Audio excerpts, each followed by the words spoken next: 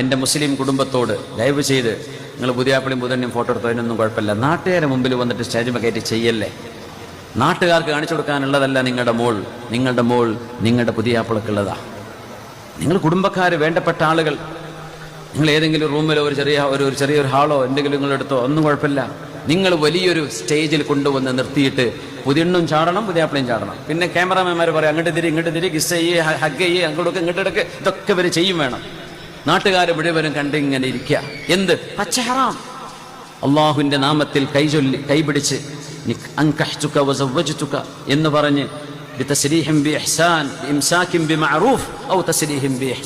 എന്ന് പറഞ്ഞ് ബാറകല്ലാഹു ലക്കുമാ വബാറക അലൈക്കുമാ വജമഅ ബൈനക്കുമാ ഇതിനൊക്കെ ആമീൻ പറഞ്ഞിട്ട് പിന്നെ നമ്മൾ തുടങ്ങും നമ്മുടെ റാപ്പ് മ്യൂസിക്.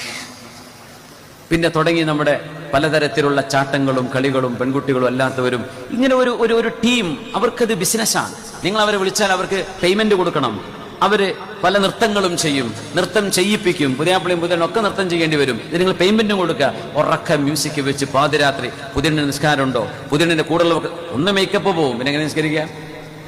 മേക്കപ്പ് ഇട്ട് രാവിലെ തുടങ്ങിയ വൈകുന്നേരം മേക്കപ്പ് തീരുന്നത്. അതിനിടയ്ക്ക് എത്ര നിസ്കാരമുണ്ട്? വല്ലതും ചെയ്യാറുണ്ടോ?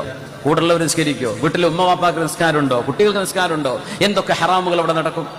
ഇതൊക്കെ നമ്മൾ ചെയ്തു കൂട്ടിയിട്ട് നമ്മൾ അള്ളാഹുവിന്റെ റസൂലിന്റെ ആൾക്കാരാ, നമുക്ക് മൗലിദൊക്കെ ഭയങ്കര സംഭവം, നമ്മൾ ഉറൂസിന്റെ ആൾക്കാരാ. അത് പറ്റൂല. ഇത് ചെയ്യാൻ പാടില്ലാത്ത വിഷയമാണ്. ഹറാമുകൾ തന്നെ.